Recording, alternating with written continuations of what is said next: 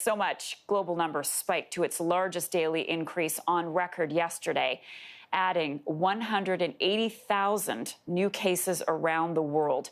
Infections soared in rural Indian villages as migrant workers flee major cities. But some good news out of China and South Korea. Infections are slowing in those countries, suggesting some progress in stemming new outbreaks. Beijing added just 9 new cases. That's the least recorded in the capital in more than a week. Infectious disease specialist Dr. Isaac Bogoch joins me now. Doctor, good morning. Good to see you. Good to see you as well. So let's talk about the latest from the WHO and the warning that the virus, the pandemic, is accelerating around the world. We hit another marker yesterday. Where are we in this global battle with some good news and some bad news? Well, certainly the good news is Canada. From coast to coast, we're doing excellent. We know some provinces got their epidemics under control faster than others. Ontario and Quebec were a little bit slower, but things seem to be under much better control in those provinces as well. And in general, Canada's doing great. Of course, we can't take our foot off the gas pedal. We got to be adherent to these measures. But when we look beyond our borders, it is ugly out there. There are a growing number of cases. This is getting worse, not better. There's more countries reporting more cases day after day than countries that aren't.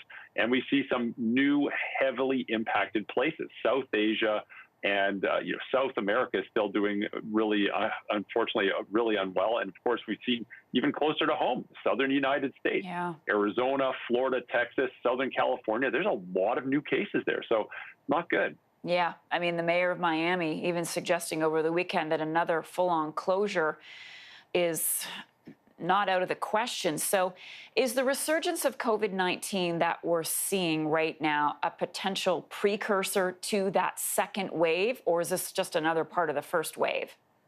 I think some places are still in the midst of the first wave. Other places that have got this under control are certainly at risk for having a second wave. We saw Beijing with an outbreak and watching them really aggressively manage this outbreak to prevent further spread. So hopefully they prevent a second wave there. But anywhere on Earth is at risk. There's no place that is not at risk. And even New Zealand, for example, which has been touted as eradicating the virus, had imported a couple of cases. So it just goes to show you that no one can let their guard down, no matter how well or how poorly they've fared to date. You can't let your guard down. This is a very transmissible infection, and we need excellent policies in place and adherence to those policies to prevent further transmission. And the other point is the obvious point. We need a vaccine. We really need a vaccine and global distribution of an effective vaccine to really halt this so that we can at least try to get back toward our normal lives as we remember in the pre-COVID-19 era.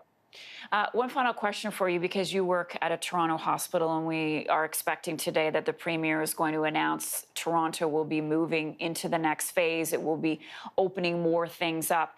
How prepared are Toronto hospitals if there is a spike, an outbreak, or that second wave? Certainly, I would say we're very well prepared.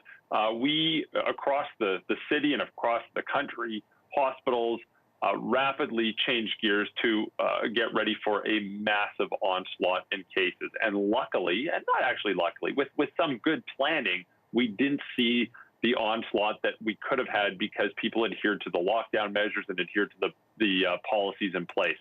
We still saw a lot of cases, but just not many as we could have. So we definitely have the capacity to shift gears and take care of a lot of numbers of COVID-19 cases. Hopefully it doesn't come to that, and we continue to see this controlled throughout the country. Dr. Bogoch, thanks so much. Have a great day.